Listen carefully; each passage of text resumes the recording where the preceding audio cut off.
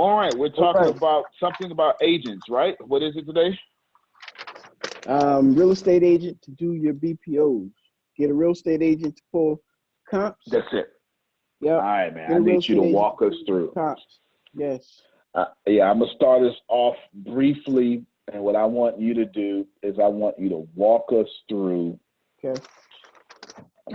everything from start to finish, okay? I want you to walk us through everything from start to finish.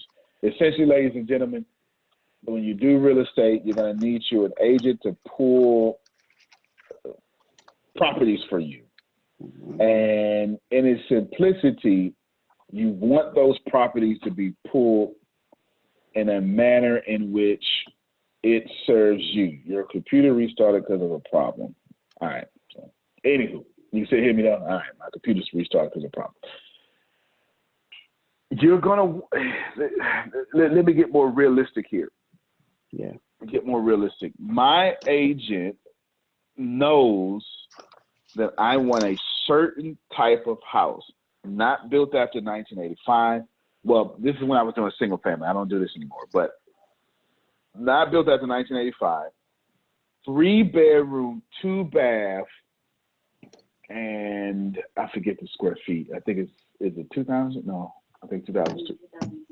Yeah, between 2,000 and 2,500 square feet. It can be no bigger than that. And it must be in areas in which houses are being bought and purchased or is bought and sold in 60 days or 30 days or less. 60 days or less, 30 days or less. She can't send me any other criteria. So she goes in, she loses her little fingers, sets a little query, and every time something matches that, I get kicked the email. And then what I do then is, I get kicked the email, and then the email always also comes with comps that I can compare to. Forgot to mention that. That's very important. It also comes with comps that I can compare to, and then from those comps or comparables is what you would call it, then I make an assessment on whether I should make an offer on this house. Simple explanation. We're going to go deeper, but Maurice, you're going to be the star of this one because there's a lot of technical babble and other stuff that I need you to walk us through. Like we don't know anything you talk about. Take us from the beginning. Go ahead, brother. Yes, sir. Yep. Okay. I'll wait till everybody join in. It's like, just you mentioned earlier in your first class, everybody saying, wait till everybody join in. That was a perfect point you made. So that is a little joke, but so comparables. No, I just got it. I got it late. Yeah, so hey, man, wait till you join in. Yeah. That's right. Yeah. Wait, we hit 100. We hit 100. We're gonna start. No. Yeah. With comparables, real estate owned with comps, right? Comps is just short for comparables, market comparables. So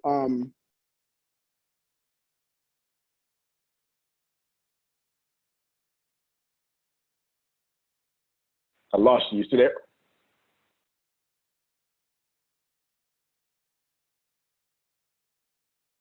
I'm sorry. Can you hear me? Oh yeah, there you Hello? go. There you go. Okay. We get. You get. Last thing we heard was comps is just comparables. Okay. Yep. So pardon me, I hit me by mistake. So comps is comparables, short for comparables.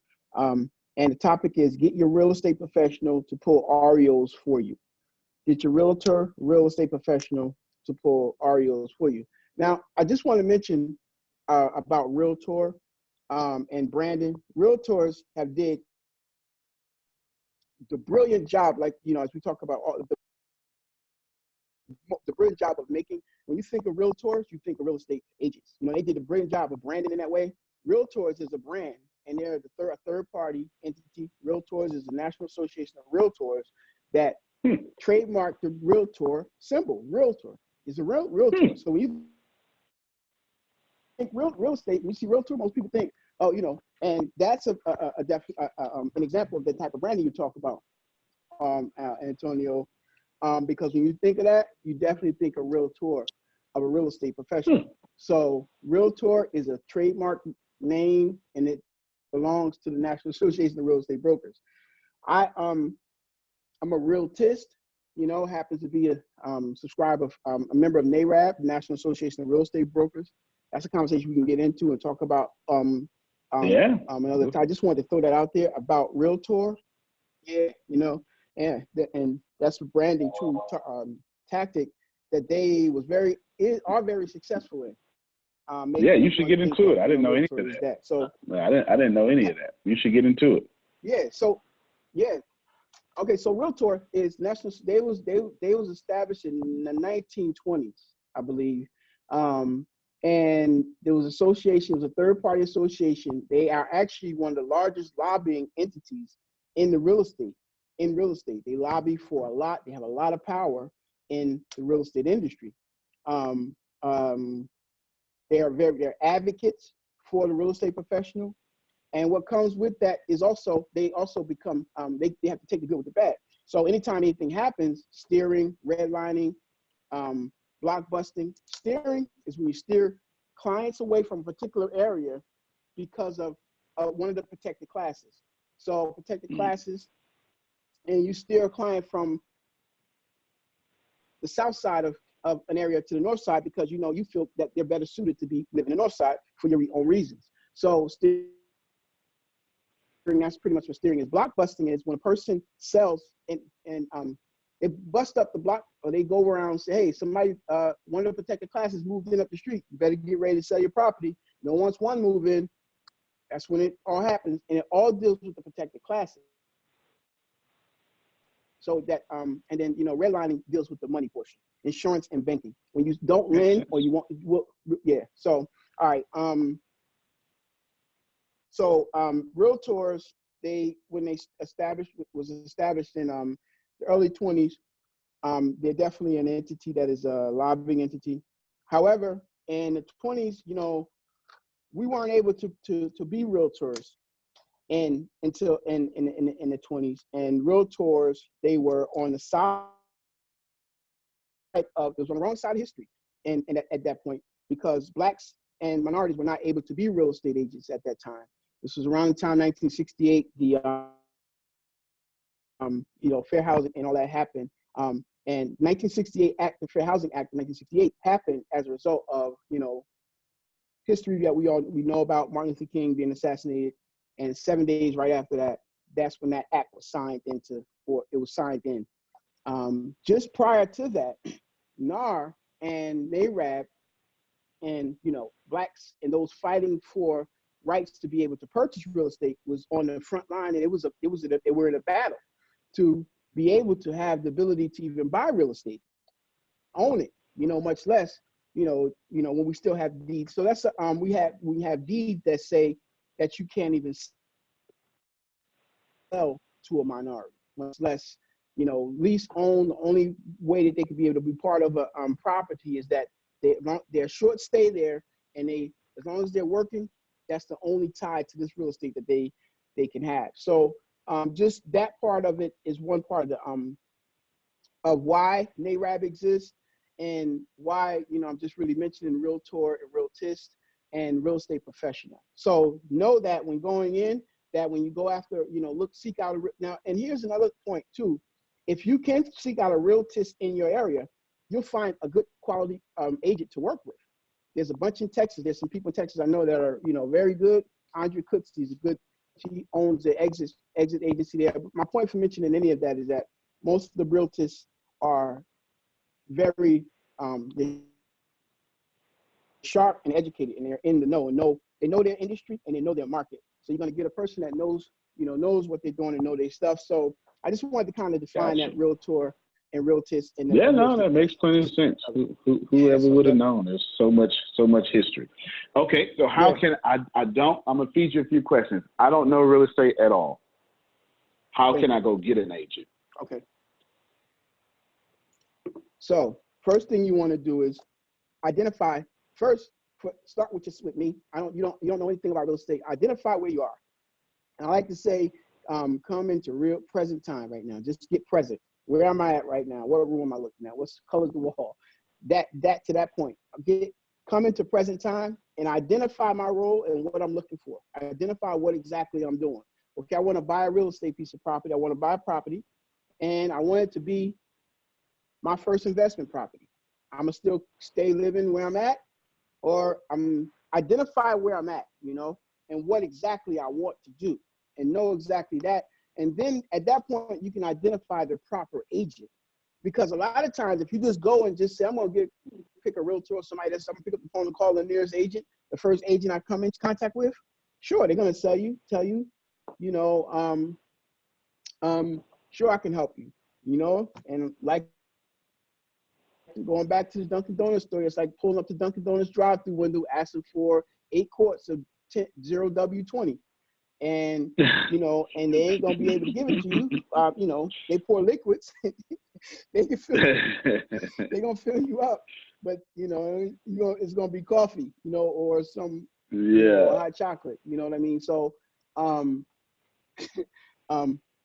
so make sure that the specialist, the real estate professional you find, identifies with what your task is in your role is. Start out from the foundation, that foundation right.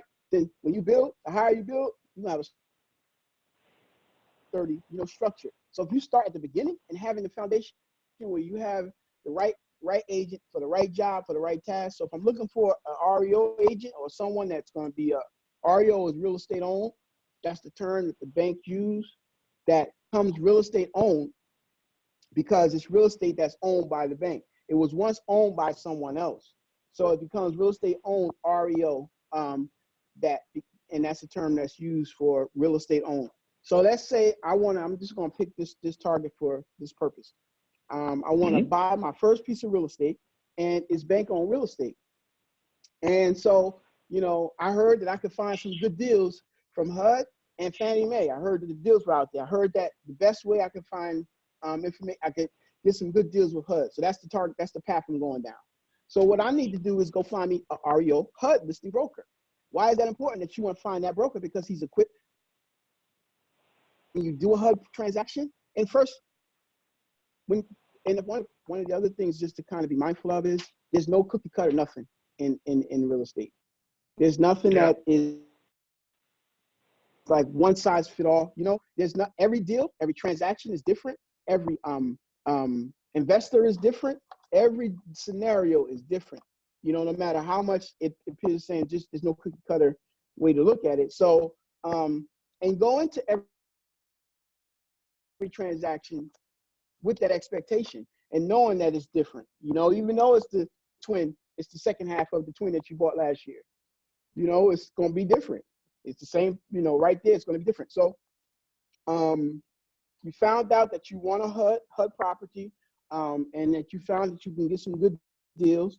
So hone in on just that market. So let's say if I'm looking for REOs and I found out that I want to do HUD properties, I'm going to focus and become the best that I'm able to become at and proficient in understanding that what I'm looking for me.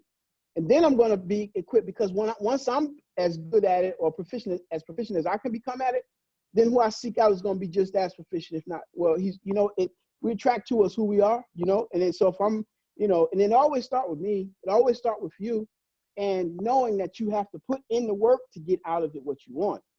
It's not, like almost like a agent that comes to an office and expect the broker to feed them business and to make them, if you got to go into that situation knowing that I have to do the work, there's work I have to put into this, knowing that you're going to put in the work, and then your agent is going to be just that. He's going to be the broker. He's going to be the facilitator.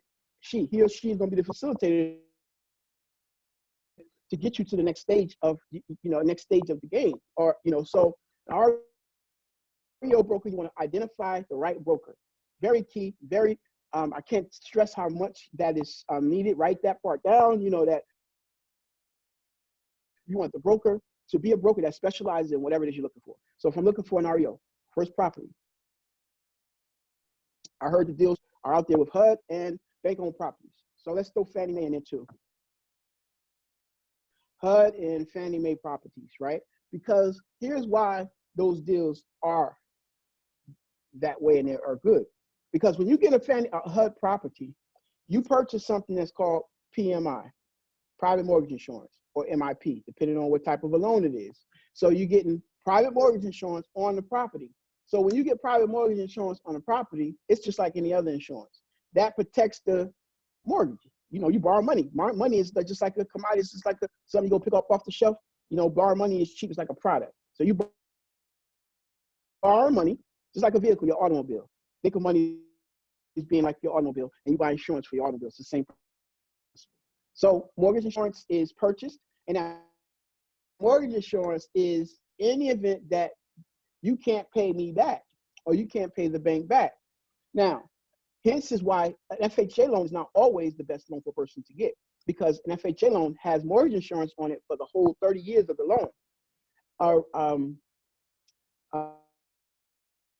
A conventional loan is two types of loans you can purchase, well, three types. But for the most part, that's in the industry, you're either going to get an FHA loan, conventional loan, or hard money, which is private money.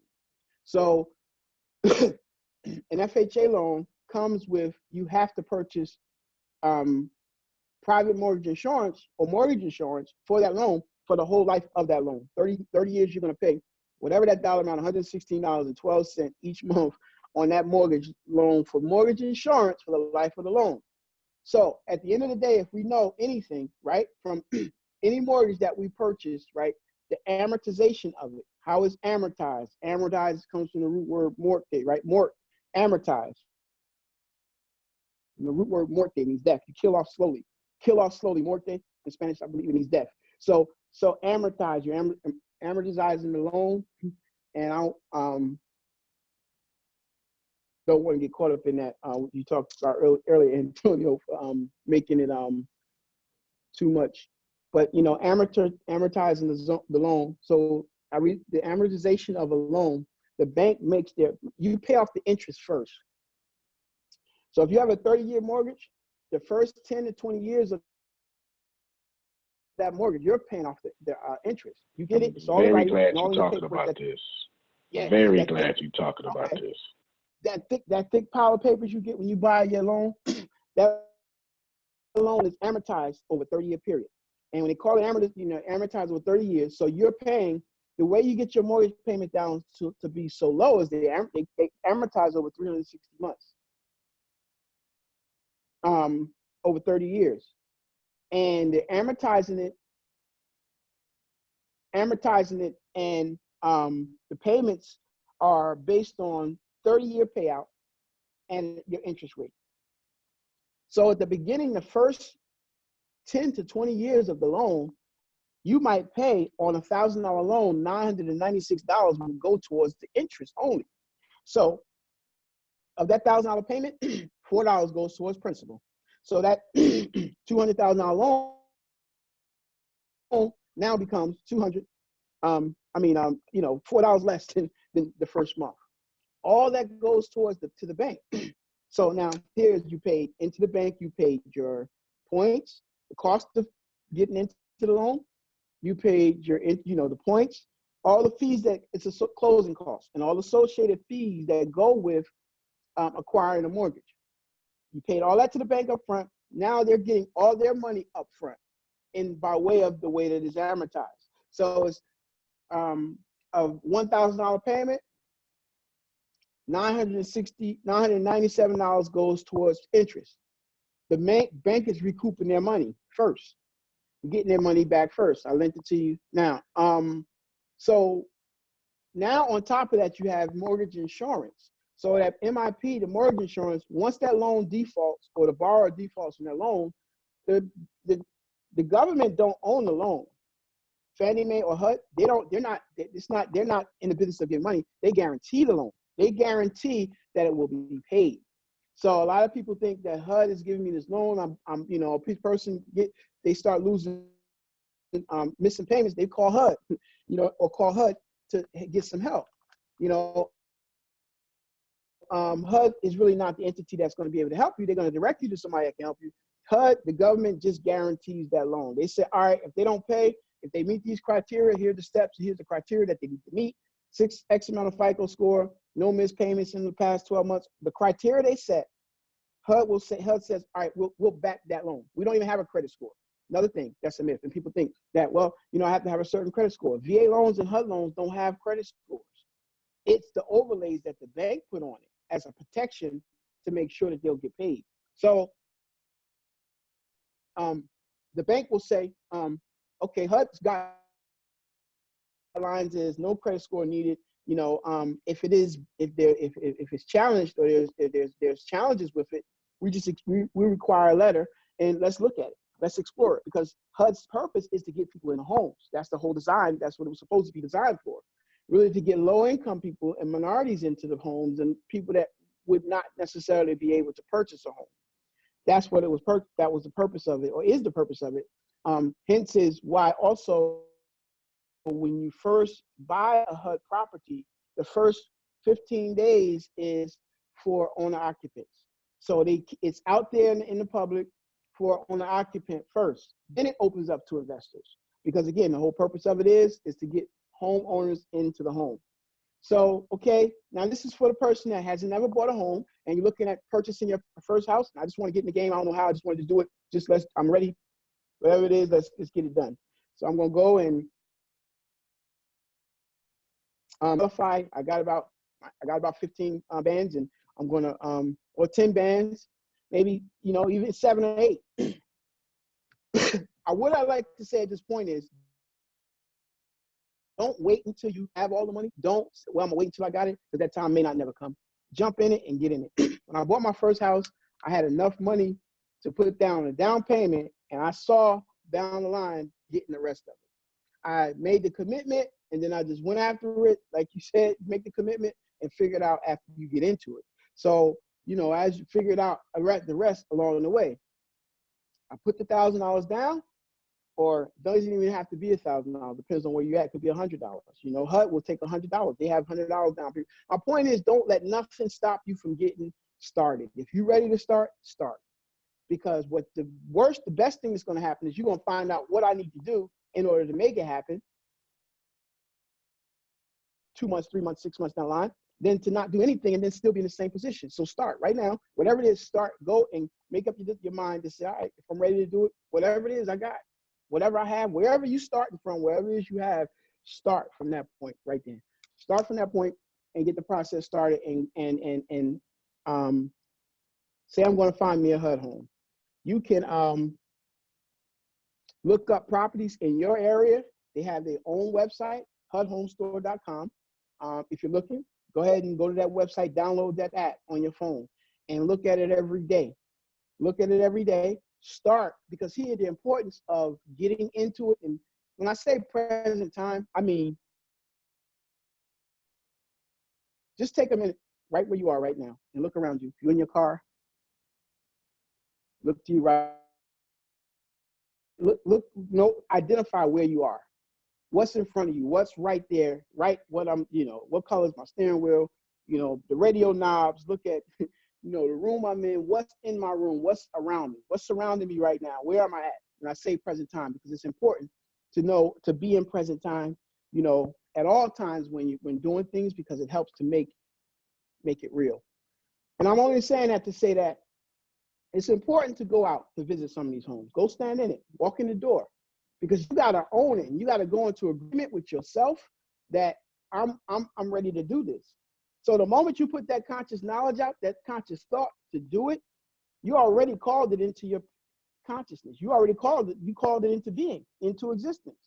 But it starts where you have to make the decision first to say, I'm going to buy this house, my first property. I'm buying it at whatever cost. Nope, I ain't got no money right now, but I got my income tax and I got $1,000, or I have $1,000 I can spare to put to the side towards it.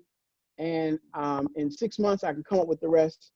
I don't know what that rest, identify what, okay, let me use this as a rule of thumb too, because I don't want to, that sounds like hocus pocus, just I don't know what the rest is. But for any loan, the rule of thumb is 3 to 9% will get you into the property. So if you're looking at a $100,000 house, it's safe to say that you can get into that house roughly for about $9,000. $9,000 is a rule of thumb, safe bet to say about $9,000 will get me into that property, right? So if I say I got a $100,000 home, now the other part of it is you get the right agent. Why it's important to have an agent that has done this before, that has done a HUD home before, and that has the experience of it, because that agent is going to tell you, okay, well, I can get you 3% of that $9,000 back in closing costs. So we can make our offer appealing enough to get that 3% put into that. So now you're down to 6 bands, right? 6,000 now, $6,000. You're at 6,000 now. So you just knocked that off. But you wouldn't have known that if you didn't get into it. You didn't jump in it and get into the process of it. So that's why it's important to get in it and realize. And the other part is go see the property. Go look at it. Ride by it. My first house, I used to walk by it on my way to the barbershop. I was cutting hair. I was a barber at that time. I think I was in barber school or just finishing up getting my license. And I used to walk by the house every morning, claiming it. Yep, in my head. Really didn't tell nobody. Sometimes you just can't tell everybody everything. You just got to move, and they see it once it's done. You know, a lot of times you just can't share everything with everybody, so you just have to do it. And especially if it's an idea that's not well and completely resolved within you, you definitely don't want to share it until it's like a seed. It goes down first. You don't see nothing, but it's taking root underground. And then when you see that first blade of grass that pop up, you know, you think it's like it's little weak grass. It's not really that weak because it's already got roots underneath it. It's being held together out of roots. You don't know how many strands of roots is underneath it. But keeping that in mind, it's you know, keeping it in darkness. It's like they're going down. It's in darkness. It's dark down there. You know, dark earth until it's proper time. So I would walk by the house and claim it. It was a family member of mine, and you know, coming from where I had come from and being, had been incarcerated and, you know, those things, and, you know, really didn't have a whole lot of expectations, and a lot of people that thought that I could do it and would make it. Luckily for me, that was what was a big motivating factor for me. That because you said I can't, that means that really pushes me to make me do it even more. That's just that. So with that was really kind of a motivator for me. So I walk by the home, and I'm just saying this to say, go to the house that you identify with, if you're interested, I wouldn't say necessarily set up a showing to go in the house. But if you can, do that. Get inside the house, feel it, look at it, see your furniture in it, see you owning it, see you in the property, and walk away and leave with that, and then continue with the rest of the process, which happens to be to get the rest of your money up. Another thing you can do is also get your banker. You want the right type of banker and the right type of real estate professional. Also, the lender has to be one that specializes in that too. The lender has to. You got to break all three of those down. Okay. You got to break all three of those. Yeah, because they. Thank you. Yeah, the banker, the lender. Yeah, go ahead, man. Okay, thank you. Please stop me anytime I get that. They would get there. I appreciate you. So if so the lender, the bank is the person that provides the financing. So it could be any one of the banks that qualify. So HUD says we'll guarantee your loans that fit into this criteria. So the 12 of us, 6 of us, how many of us is on the line? We go into today, we said we're going to open us up a bank. The 6 we're going to come and open up a bank. We got $500,000. We open up this bank and we're going to lend it. HUD says, okay, if you meet these guidelines, we'll guarantee those loans. So HUD says we'll guarantee those loans that you lend, provided they meet these requirements. So the lenders, Bank of America, any lender, we meet those requirements. We go to HUD and say, hey, we want to become a HUD-approved lender. So as long as that lender meets that requirement, they can go and lend you the money for that particular property. So that's the bank. Any bank, USA, your banker, they qualify. That's the person that's giving you the money, the financing to go and say, I'm gonna give you this $97,000 and $596,500 for the purchase of the house, but you got to come up with the other 6%, because we already found 3% that the bank is giving you back. So it's 9% it's costing you, it takes for you to get into this property. So we found 3, now you're down to 6. Now we're going to get that banker, or banker and the lender is the same. Let me make sure that clarify that. The banker and the lender is the same. meaning they're the source of money. They're the source of funds. Banking and lender can, definition-wise be different, but they're the source of financing, right, to get you into the property. So the bank is one, but you want the mortgage person that works for that bank, that's your point of contact, to be one that has done a deal or two like that before, that he specializes in HUD deals. He specializes in that type of a loan. Why is that important? So important because every area, there's things as different in New Jersey, in North New Jersey, that's different in South Jersey. It's the same state, but the South side of Jersey don't use attorneys, and North side of Jersey is always using attorneys. So it changes. Real estate really is that local. So your area is specific to you. It's not such a thing I can go and use. Real estate is that local. So you want a person that is understands that and that has done done that deal before. So you want to specialize in a person that does those loans. There's nuances in different parts of the loan and things that of the transaction that happens that a regular banker ain't gonna get. And if you really don't know, you'll think it's you. You'll think it's something that you've done, or you might think it's something that's going on, with your circumstances. But that lender, it all could be because of the choice of person. It's like picking a bad relationship. You make the wrong choice, it just don't work out. You think it's you, but it's really picking the right choice and making sure that the industry expert that you choose is the industry expert that knows what and is accomplishing your present time, your real life situation that you want to accomplish. So I want to accomplish it, and I'm saying, okay, I want to own a home. I'm not mixing up, my first home with wanting to be an investment home. Nope, I'm staying focused on this track of I want to own my first home, buy my first home that I don't have now, and how do I get in it? Okay, I found 3%. I can get 3% and add that in, leave that into the bank is going to give me 3% of the cost to get into it. So I need 9,000 or 9 points. A point is 1% of the loan amount. So that's real estate lending. 1 point is 1% of the loan amount. So I need 9%, 9 points, 9 to get into the loan. The bank is going to give me 3 back. That's usually the way it goes with a bank or with a when a bank is when a bank is with an REO or foreclosure. However, if you find a property that's owned by a person, they can give you 6% back. Now you found 6 points. Now you're only coming to the table with 3%. So the other thing is you can get down payment assistance. Now the down payment assistance can go with the banker's portion. So in your research, you're going to be looking up down payment assistance. How much, depending on the property you find, if the property is a HUD property, if it's a property that's a bank-owned property, let me just say a bank-owned, foreclosure or bank-owned, the maximum you can get back usually is going to be 3% of it. When I say get back, is you're getting 3% of the closing costs to help you get into that property. So they're financing your closing costs for you to get into the property. So 3% of the cost, you're financing and being financed by, you're going to finance it over 30 years. What difference do it make? It's about 25, it's about $10 per 100. What is it? 20, what is it? $25 per 100. Yeah. 1,000. Hold on, because you're dropping mad knowledge. Let me set you up with a few scenarios. I'm a veteran. I'm 65 years old.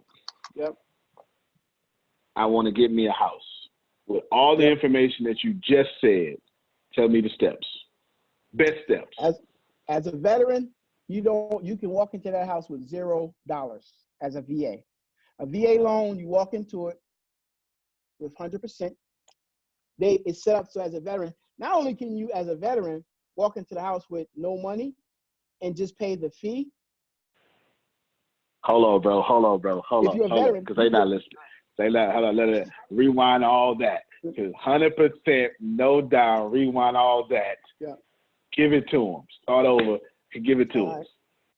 So as a veteran with a VA loan, you can technically walk into the house with 100% less the fees.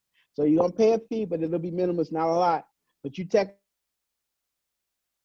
and that's empowering as a veteran person that has been in. You can go technically. That's a niche market to somebody. For a real agent that's just doing the game, that's a whole niche market for you to tackle.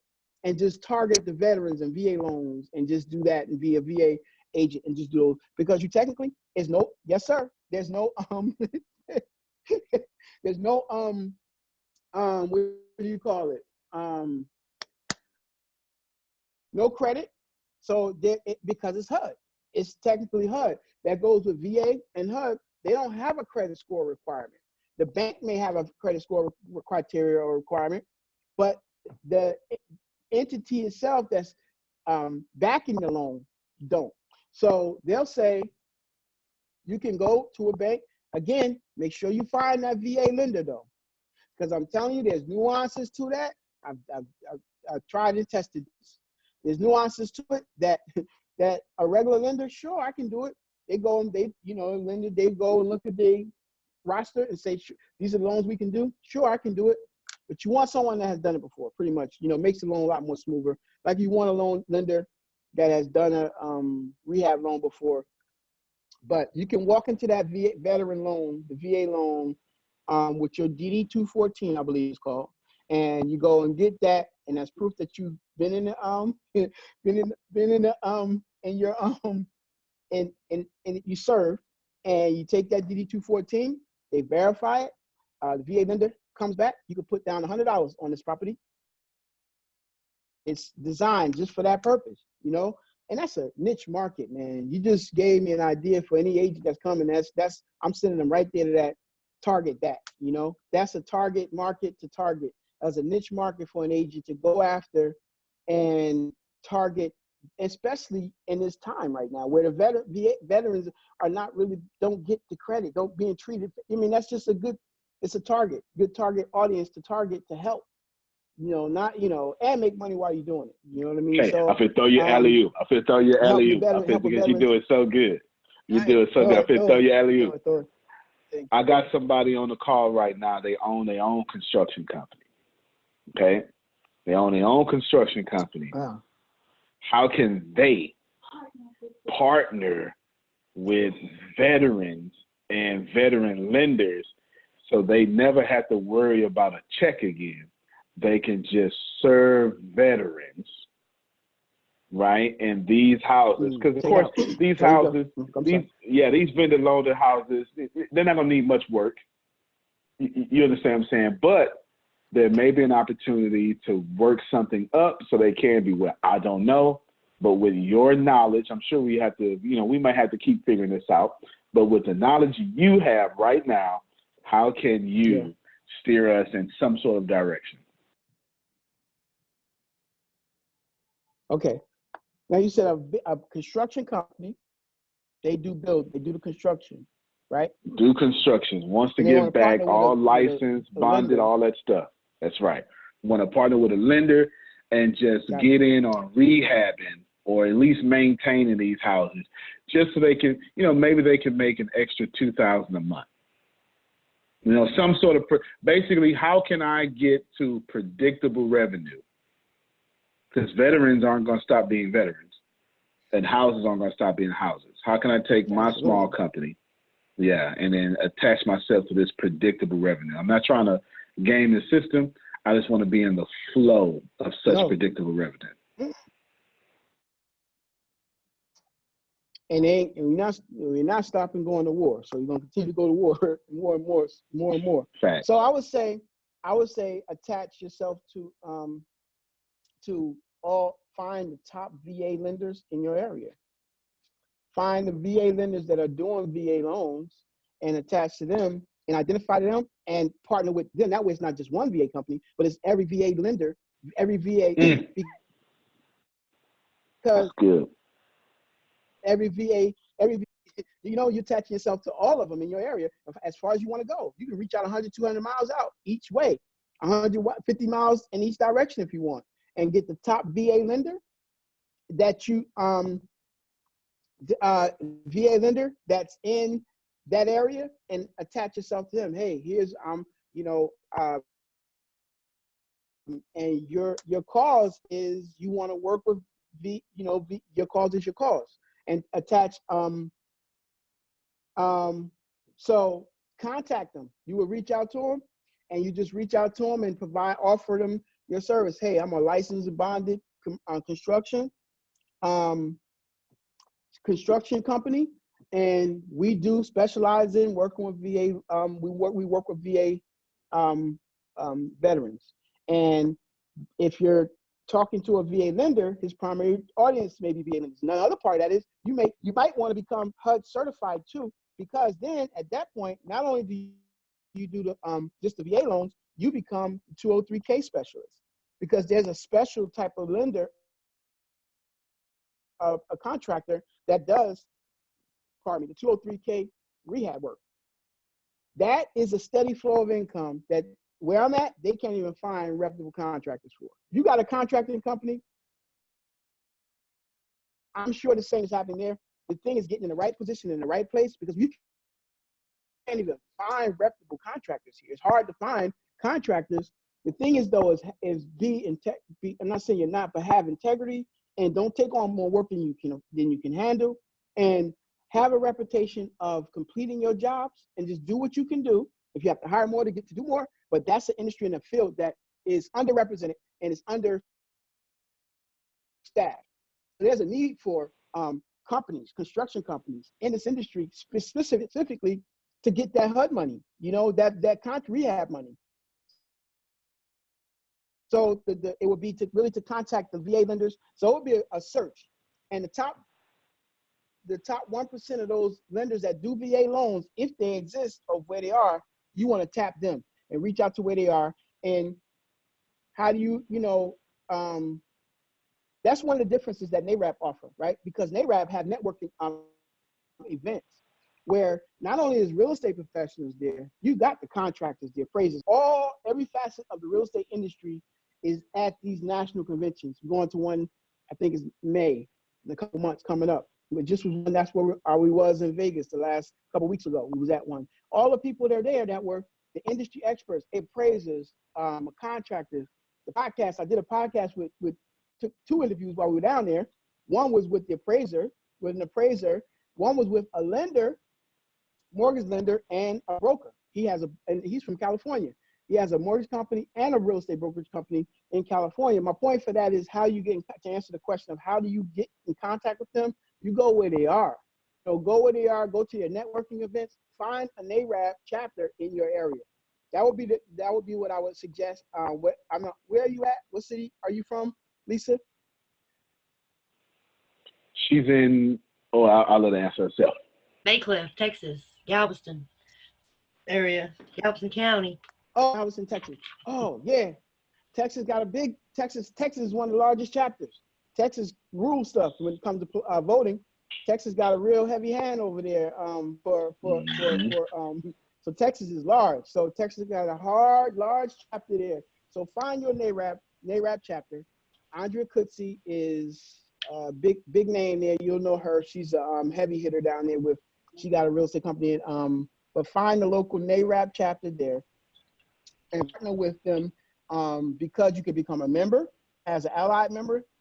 Have your construction company become a member, and then you're in there's 90 chapters that have nationwide. Texas is one of the largest chapters. NAREB, National Association of Real Estate Brokers, and it's NAREB. Yeah, that's what she was just asking. Yeah. Just you must have heard it. That's what she was just asking. That's what she was just asking. You must have just read her mind. What it mean? The NARRB, however you just said it. Okay. Give it to us again. Yes, sir. Sure. NAREB, NAREB, National Association of Real Estate Brokers. And is in New Jersey right now, so he's right in my backyard. He's right here. The local president is right here locally. So, but find a chapter in your area. NAREB, a chapter. Texas is you good. You know what I mean? You're good in Texas, and my point is just to get with tie yourself and put yourself in, get in the room with them. With them, and you want to get on that list get on the list. And all it takes is for you to do 1 or 2 jobs. Then you name 1 or 2 jobs with a VA lender, and then because it's such a market that's so underrepresented and understaffed, you do 1 or 2 jobs in it, that your work is going to speak for itself, you know, and that's the way it works with that industry. And I'm sure, you know, there's a desert there when it comes to contractors that's, you know, that has it. And research that designation of what the requirements is to become an approved HUD contractor, because I'm telling you, they do not have enough people. Texas may be different. I don't know about Texas, but I sure can tell you, Jersey and Pennsylvania, there is hard to find reputable and good contractors that can get in there, I get the think work that's done in a timely nationwide. manner, I and think get that's out. Your nationwide, money's bro. gonna be there. Yeah, I agree. Absolutely, no doubt. I'm hoping I ain't all over the place with it, but I wanted to make sure. No, that, man, you're good. You're good, man. definitely No. That's VA, why. Let me tell you, bro. I knew to let you talk most of this episode. You understand what I'm saying? Because this is right up your alley, man. This next section. Because all I do as an investor is tell you what I want. You understand what I'm saying? So now you go use expertise. That's why I ain't said too much this here episode. I ain't said too much because I'm smart enough to know that you didn't taught me 50 things. You know what I'm saying? Yeah. Wow. Yeah, you done taught me 50 things. Let me throw you another situation, because I'm actually throwing you situations that are on this phone, on this call right now. Okay. Yeah, man. Everything, the alley-oops I'm throwing you are relevant to this call. Okay. I make 6 figures. I'm taking care of my wife. I'm doing my thing. You understand? I'm doing my thing. I make 6 figures, take care of my wife, doing my thing.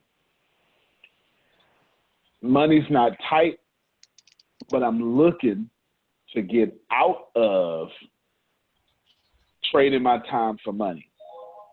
How can I use my employer? How can I use my employer's money to then switch over and start investing in the real estate? Where should I start? Where should I go? Give me some steps. All right. If I was in that situation, I asked that question for Corey. He just got us a lie. You got off? Dang. Well, we got to record. Oh yeah. Keep on. Yeah. No, sir. Yo, so I would sit down and have a real conversation with myself, a present time conversation, and take a look at inventory and where I'm at and what it is, and say, okay. First of all, begin to steal away. Nobody know. I'm starting to plant a seed. I'm throwing that seed, digging a hole and dropping the seed in it. Plant better. You always teach it, man. I'll begin to plant better by first stealing away, and I would drop a seed and start going to work to make a way while I'm still underneath my employer. And anything, if there's any schooling or education that's offered that employers will pay for, I'm taking advantage of it. So some courses, right, in real estate, college courses will satisfy as the equivalent for your real estate license. So if my employer is willing to pay for my real estate license course, sometimes the course is not as much, it's under $500 in most cases, right? But there's courses that your employer may pay for that are college-related courses that you can get them to pay you for and maintain a C average or whatever, however that works, and it'll be paid for by the employer. That's one way to do it. You know, maybe take a little long time doing it that way. It's a lot. Real estate class, you can probably get it in 10 days. But I would just say steal away and start finding a way to get one property, man, because one property purchased right can find that's a college tuition for your child. If your child is born, now buy a property to pay their college tuition today.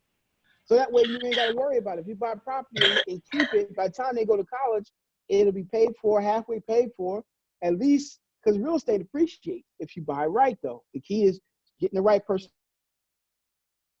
at the foundation. So I'm just saying, start, if you steal away and find a way to utilize, whatever options your employer is providing to pay for the education-wise, but at night, take the real estate course, get educated, get the information, even if you don't have to take the course, but just get informed by the individuals that's giving you what you need, sift through what it is that you know that's really gonna help you really get there. Not the stuff that's selling you to sell you, sell you in a way that, you get more than what you pay for when you get ATS from Antonio and what he provides, man.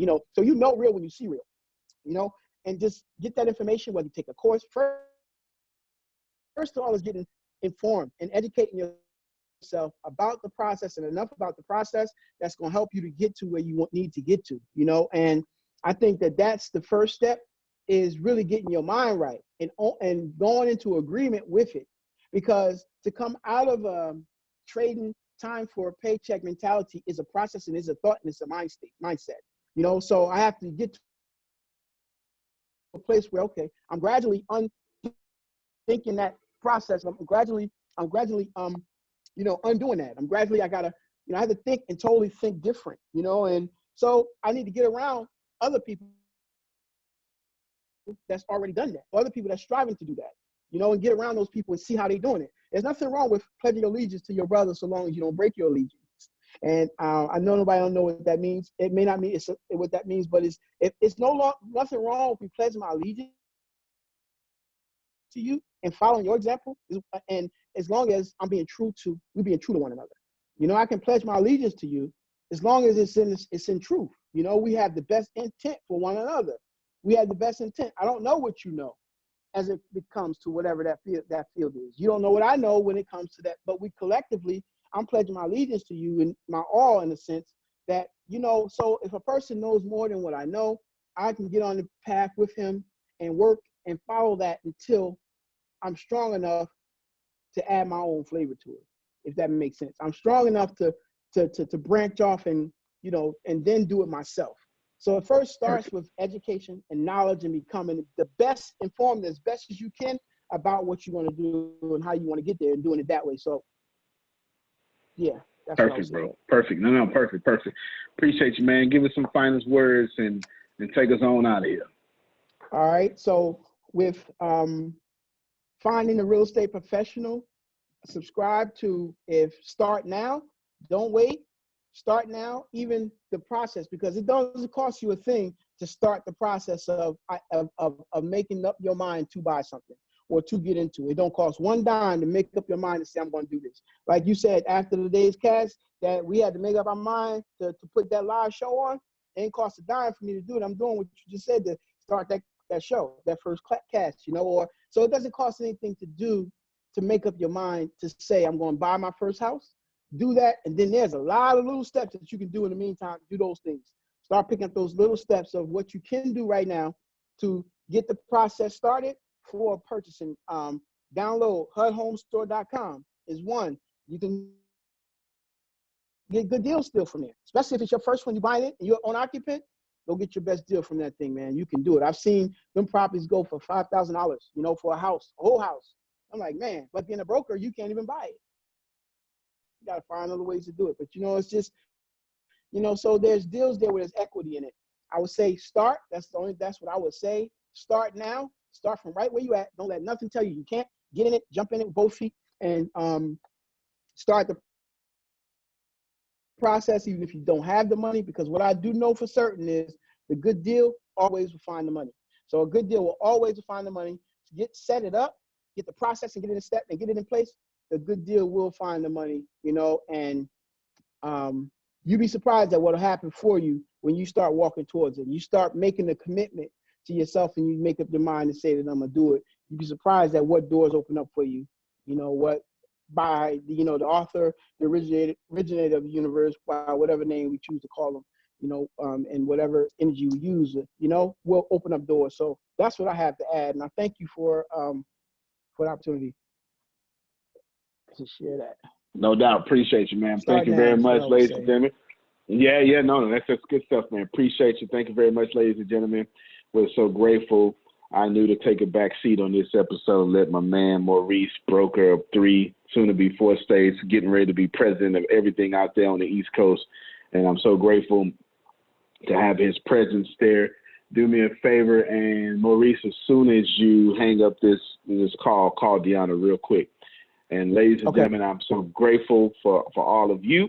Antonio T. Smith Jr., you can plant better, you can dominate. Y'all have a good day. See you for all the other trainings happening tonight. All right, everybody.